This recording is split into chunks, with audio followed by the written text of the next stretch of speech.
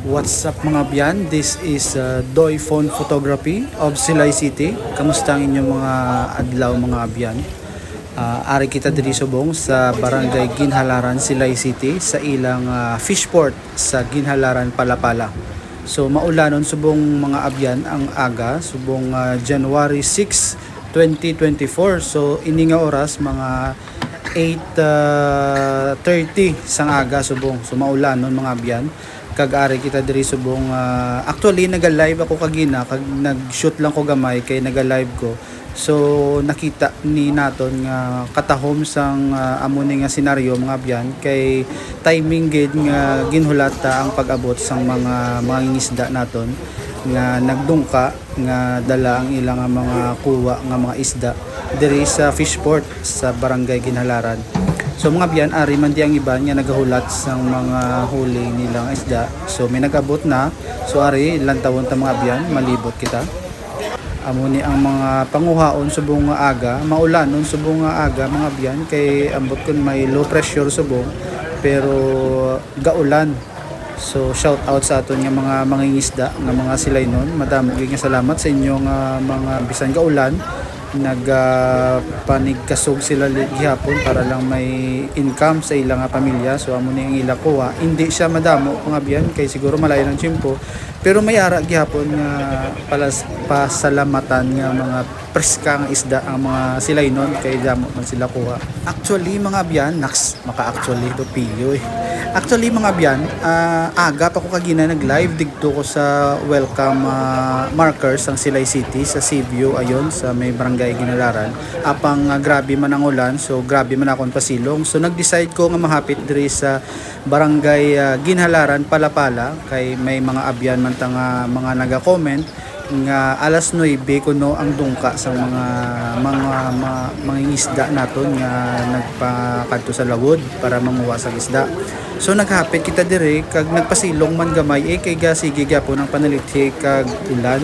So hindi ta gyapon kapuli. So naghapit kita dire kag timing man nga amo ang pag-abot sa mga mangingisda naton kag nakadungka dire sa Barangay Ginhalaran, Palapala sa ilang fishport. So amo ni ang mga kuha nila sa suno sa iban naton nga mga abyan nga ari man dire subong gahulat, hindi ni siya kuno amo ni kadamo.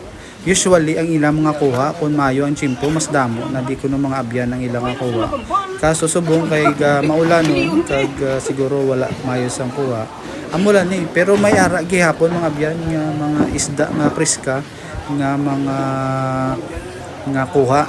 So hindi ko pamilyar sa iba niya ngalan. Ang mga kilala ko lang siguro ang mga sapsap, ang iba niya mga isda, mga biyan hindi ko kilala pero kadamo sa mga klase sang isda nga ilangan nakuha. Kag may nagahulat na di abyan nga mga nagapangumpra.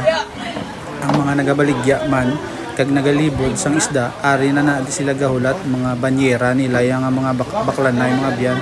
So ari na di sila gahulat nga mag-abot ang mga magdungka ang mga mangingisda naton diri sa Barangay Ginhalaran.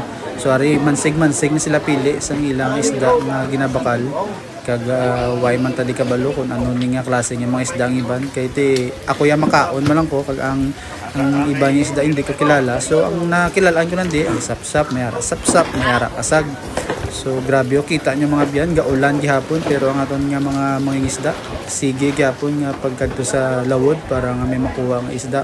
So sila ni abyan ang aton nga mga idol kay bisan lain ng tiyempo ga panigkasog gihapon para nga maka-income sa ila para sa ila pamilya. Kag syempre para man sa mga silaynon nga may preska nga isda nga sulod-anon. So amo na abyan nga naghapit ko di kag worth it man kay bisan gaulan worth it ang ako niya pagpasilong diri sa Barangay Ginhalaran na fishport sa Palapala kay nasaksihan naton kung ano ka tahom sa amo ni nga senaryo nga nagdungka gid ang mga mangingisda naton nga may mga dala nga isda kag ang mga manuglibod isda ari nga nagahulat. So ari kasadya sa ila abyan pero mas tahom pa gini sa dason magmayo ang tiyempo mga abyan mabalik kita dire. So sa liwat mga abyan, madamo nga salamat sa inyo suporta. Sa dason naman naton nga live kag pagpotowalk diri sa Silay City, madamo nga salamat sa inyo suporta. Madamo gid nga salamat mga abyan. Sa liwat mga abyan, kita liwat kag Be safe kag maayong alawas lang sa atong tanan. Thank you mga abyan.